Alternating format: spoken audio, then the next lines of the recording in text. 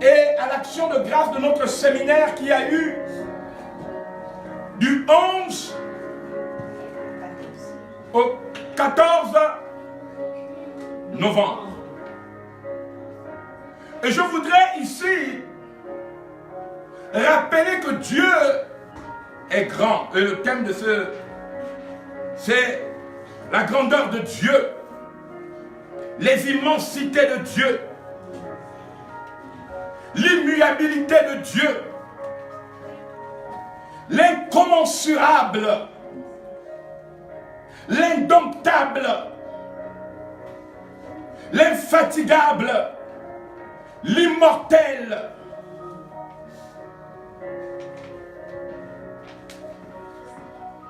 L'intelligence des intelligents. Celui qui donne l'intelligence à ceux qui ne sont pas intelligents. L'intelligence suprême.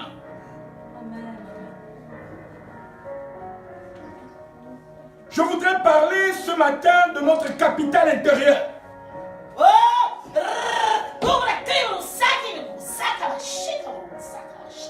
Nous sommes dans une société où les philosophes de lumière, après la Révolution française, ont donné à l'humanité, au travers les chapelles dont ils appartenaient, une vision matérialiste du monde. Certains penseurs avaient déjà vu que ce monde devait connaître des difficultés en 2018. C'est très important ce qui s'est fait en France par les gilets jaunes. Pourquoi hier, 17 novembre 2018, les gilets jaunes ont occupé la France? Vous savez, dans la lithographie, c'est-à-dire, la chromolithographie, dans la couleur, c'est très important. Et même dans les travaux publics, vous savez que le jaune, ce sont les travaux. Et vous savez que nous appartenons à une société, des ateliers. On travaille partout. Et ça veut dire qu'en ce moment, il y a des travaux qui sont faits en France, parce que la France, c'est le laboratoire du monde. Quand on a coupé la tête du roi en France, les royautés dans le monde ont été chamboulées et renversées. En dehors de la couronne de l'Angleterre. Je ne rentrerai pas dans les détails. Mais ceux qui me suivent ce matin, vous devez comprendre que il y a une grogne sociale. La société dite economicus. La société economicus. L'homo economicus. On a trois types d'hommes. Il y a l'homo, comment je dis, je vous appelle l'homo economicus, l'homo. Vous me suivez? Ok? Je vous ai enseigné. Je vous ai enseigné. Ok? L'homo economicus, c'est l'homme qui n'a de référence que dans la matière, qu'on appelle le matérialisme, ce qu'on appelle la valeur d'or. Ou encore le prédateur. Pour ne pas employer le mot prédateur, ils ont parlé du consommérisme. Mais c'est la même chose. Ok? L'homme, avant de parler de l'homme souverain, il y a un autre homme. Ok? Cet homme economicus est arrivé en bout de vitesse.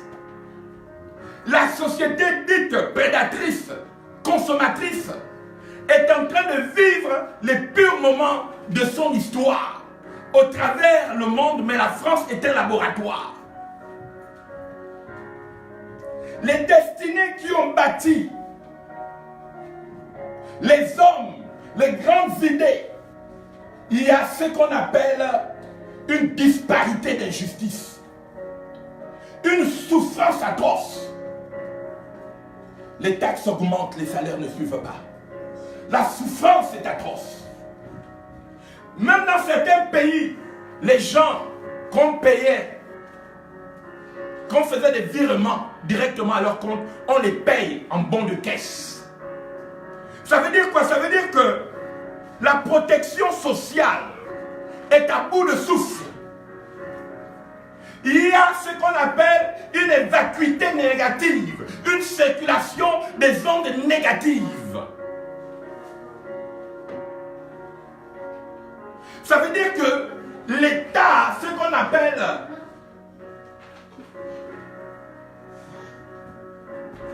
le capital intérieur est vacillant.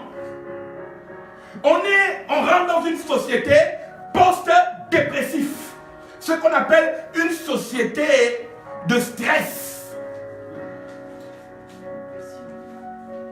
Où la nouvelle maladie de l'homme sera non plus une maladie du corps, mais une maladie mentale. Parce que l'absence de l'argent va amener la dépression. Et vous avez vu vous-même hier. Les gens n'ont plus la sécurité du travail, la sécurité du boulot. Et cela, ça va de soi. Il y aura aussi des conséquences, même dans notre foi.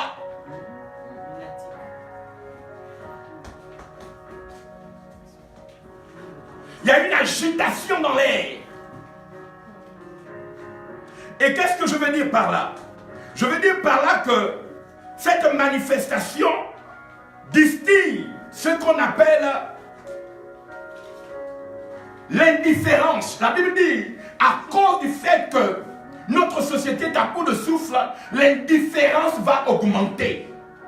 La violence va augmenter. L'esprit de panique, ce qu'on appelle la peur du lendemain. Parce que la parole de Dieu, c'est pas seulement oui, le Seigneur va venir nous chercher. Nous sommes des facteurs, ce qu'on appelle des vases communicants.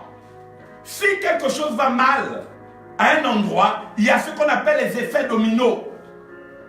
Par voie de conséquence, la personne qui employait une nounou pour mettre ses enfants à l'école ne peut plus le faire parce que son salaire n'existe pas. Donc les gens, il y a une décalage. Et ça va venir de plus en plus. Mais seulement retenez que le 17 novembre 2018 est un départ de quelque chose en Europe.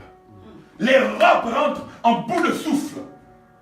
Et il y a des travaux qui ont été lancés. Ce n'est qu'un soubresaut de quelque chose de grand. C'est une vague qui va grandir.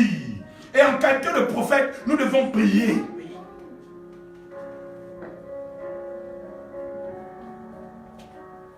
La Bible dit, prends garde à toi. N'entends-tu pas le bruit du désastre qui s'en vient? L'homme a bâti son pouvoir sur le souci de posséder des choses superficielles. Je suis ressortissant d'un pays dont le chef de l'État est aujourd'hui en situation de coma. On dit coma artificiel. Toute sa vie de jeune garçon, de jeune homme, il ne s'est jamais reposé dans une chambre tout seul. Il a toujours été adulé. Fils de président, il a toujours eu des courtisans, des courtisanes. Homme comme femme se plia à ses pieds. Il a même eu des gens qui se sont appelés les soldats pour lui. Mais aujourd'hui, ces soldats qui disent c'est notre chef, c'est notre gardien, lui-même il se faisait appeler Cassius Clay, est en train de dormir dans une chambre, loin de ses enfants, de sa femme. Dieu est en train de montrer à toutes les personnes qui méprisent sa gloire qu'il y a un temps pour toutes choses. Et je dis que, et c'est une parole que je donne à tous ceux qui me suivent de par le monde, méditez Job chapitre 8, verset 13 à 20. Méditez Job chapitre 8, verset 13 à 20. pas te soumettre à Dieu, tu te soumettras à un sommeil dont ton père, ta mère, tes enfants ne viendront jamais te réveiller. Je m'arrête là ce matin. Mais sachez que nos voies hier, les rues de Paris, les rues de France étaient jalonnées des hommes et des femmes qui ont un problème aujourd'hui. Le syndrome majeur de notre temps est en train de monter. Les vagues, la grogne monte. On n'est même plus en temps de grogne. L'incertitude s'inscrit au niveau de la panique sociale. La peur du lendemain. Mais cette société dite matérialiste, on ne croit pas en Dieu. Dieu n'est pas bon pour nous. Mais qu'est-ce qui vous fait peur? Qu'est-ce qui vous fait peur? L'essence? Mais parce que les pays où vous prenez l'essence, ben, ce sont des pays qui ont accepté de souffrir depuis des années. Il y a des gens qui disent oui, mais les migrants se déplacent. Mais non, les migrants ne se sont jamais déplacés. C'était un programme qui a été mis en place.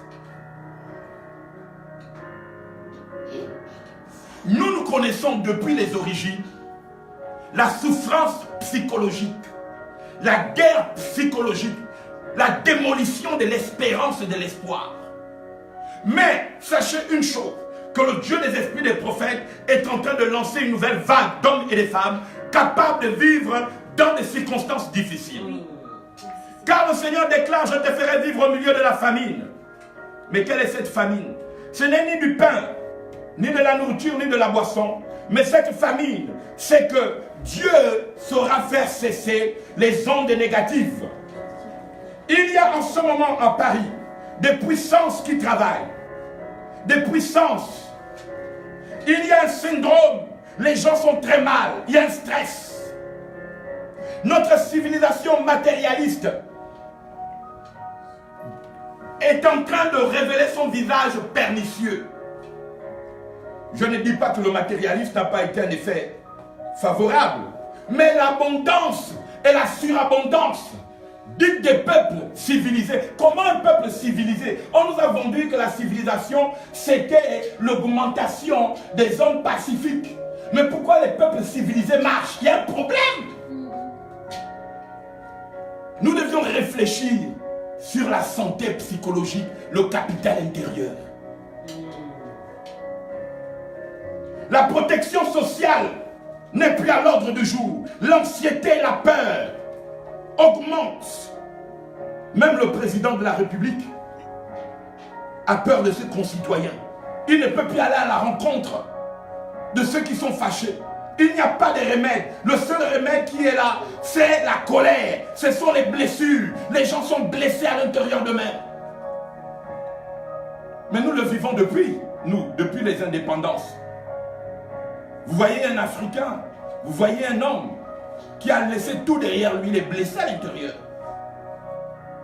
Mais sachez une chose, que Dieu nous avait déjà prévenu, que cette terre sera une terre qui passera par une certaine dimension où le réel ne sauvera pas les hommes.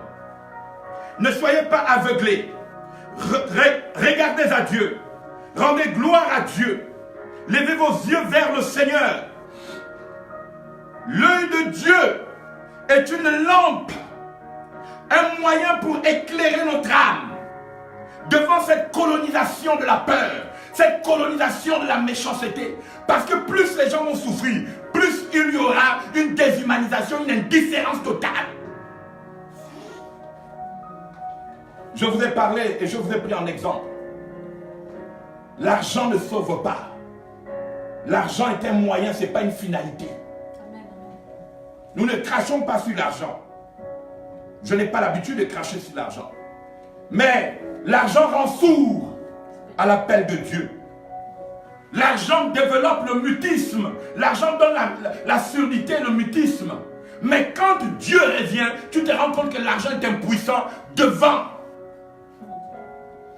le pouvoir de Dieu. Ce matin, j'en appelle à votre esprit, à la pensée de Dieu, à l'instruction de Dieu. En l'occurrence, j'en appelle ce matin à chacun d'entre vous, de pouvoir demander à Dieu de développer son capital intérieur. Ce que j'appelle aujourd'hui l'essence primordiale, la valeur vitale. Notre civilisation d'abondance est en souffrance. Les hommes ont pu faire ce qu'ils ont fait sans bout de souffle. Les entreprises ne garantissent plus un CDI totalement. On ne sait pas. Les marchés sont affolés. Les grandes banques d'investissement sont en train de vendre ce qu'on appelle leur plan financier. On ne sait pas ce qui va se passer. Mais tout simplement, j'en appelle aux femmes et aux hommes spirituels. La Bible dit, vous entendez parler des bruits. La France est rentrée en bruit le 17 novembre. C'est quelque chose qui va grandir. Elle va grandir, mais je ne l'appelle pas de mes voeux. Parce que tout simplement, la fin d'une ère est en train de s'approcher. C'est pourquoi, en ce moment, la dimension spirituelle, la pensée de son semblable, la discussion spirituelle doit être au cœur de nos maisons, au cœur de nos familles. Nous devions récupérer la gloire de Dieu, la source intarissable, la source restauratrice, réparatrice. Le Seigneur dit, je te ferai vivre au milieu de la famine, je rebâtirai les anciennes ruines. Il faut aujourd'hui des hommes et des femmes qui sont capables de parler pour donner à Dieu une nouvelle approche dans sa vie. Dieu est comme un chirurgien. On va vers lui pour qu'il ôte le trouble, l'angoisse, la peur et l'incertitude. Je voudrais tout simplement terminer ce propos en vous disant, bon diagnostic, car Dieu a un plan. Dieu a un plan. La pensée de Dieu est informative. La pensée de Dieu est émettrice d'opérations, de guérison. Dieu veut guérir ton âme. Dieu veut te sortir de la peur. Mais est-ce que tu crois toujours à ce monde matérialiste? Ce monde qui est en bout de souffle, où l'indifférence et la violence vont désormais devenir de plus en plus des réalités. L'atrocité, la peur. Où les hommes vont être agressés physiquement, psychiquement. Où on t'amènera, t'obligera à être indifférent. Dans les lieux de travail, on voit combien des managers licencient. Ils deviennent de plus en plus indifférents. L'Europe civilisée. Vous voyez ce qui se passe déjà avec la propre population en France. Mais combien de fois avec les peuples colonisés? Combien de fois avec les peuples colonisés? Si en France on pleure, combien de fois au milieu des peuples colonisés, dont le cerveau est prisonnier depuis plus de 50 ans, avec des fausses illusions? Je ne suis pas alarmiste. Je suis un homme rempli d'espérance et d'espoir. Je crois à une chose, que la spiritualité du matérialisme est à bout du souffle. Les grandes chapelles dont on nous a vendu les idées ont eu leur temps. Mais je crois qu'aujourd'hui, les grands prêtres du matérialisme séculier sont à bout de souffle. La seule chose qu'ils peuvent faire, comme toujours, pendant des grandes périodes de crise, c'est de livrer les gens à la guerre et au meurtre. C'est tout. C'est tout. Mais vous, préparez-vous. Dieu dit de vous préparer. Préparez vos enfants. Vous savez, on savait déjà que la France devait rentrer en crise. 11 vaccins pour rendre déjà tes enfants malades. Pour que les enfants aient des troubles d'attention. On a du mal à gérer les enfants dans les maisons. Les enfants français ont des troubles d'attention. Les cabinets des orthophonistes sont remplis d'enfants. Ce qu'il n'y avait pas il y a 30 ans. Je ne dis pas que les problèmes étaient mieux, mais sachez une chose, que plus Dieu va révéler la face de l'homme economicus, l'homme prédateur, plus il y aura. Aujourd'hui, regardez sur Internet le nombre des vampires. Je ne parle pas des choses à Paris. Vous tapez le nombre des vampires, des gens qui boivent le sang des gens. Les sociétés dites, les églises de Satan qui ont augmenté. C'est-à-dire que la force du déséquilibre psychique a augmenté. Que Que la paix de Dieu soit sur vous. Je crois qu'en ce moment de grands troubles, il y a des hommes et des femmes de miracles qui vont surgir. Et je voudrais qu'à partir de toi, commence un miracle dans ta maison. Je crois qu'à partir de toi, commence un miracle dans ta maison. Il faut des visionnaires. Il faut des hommes et des femmes qui sachent traiter des phénomènes, ok, à risque, des phénomènes difficiles. Des gens qui savent traiter les conflits intérieurs. Il faut que Dieu garde votre âme. Il faut que vous ne soyez pas modifiés par les bruits que vous allez entendre. Que l'ordre naturel des choses ne s'impose pas devant le Saint-Esprit. Que le Saint-Esprit manifeste sa gloire. Et je voudrais ici dire qu'il y a un miracle ce matin. Il y a un miracle ce matin. Satan va être révélé dans sa méchanceté. Après avoir été caché pendant des millénaires, le monde satanique et la vision satanique est en train d'être exposé aux yeux du monde. Tout ce qui a été superficiel et artifice va être exposé. Tout ce qui a été caché va être exposé. Mais la vérité de Dieu, que Dieu, on ne le trompe pas. Dieu, on ne le ment pas. Dieu se défend par lui-même. Il est assez puissant pour que même si je ne parle pas, Dieu démontrera sa gloire. Et nous sommes à un temps de miracle. Nous sommes à un temps de miracle où chaque enfant de Dieu, où chaque fils et chaque fille doit commencer à préparer son éveil spirituel. Il faut que ton éveil, ton salut, tu prépares ton salut, car il y a un miracle prophétique. À ta porte, à ta maison, il y a un miracle prophétique.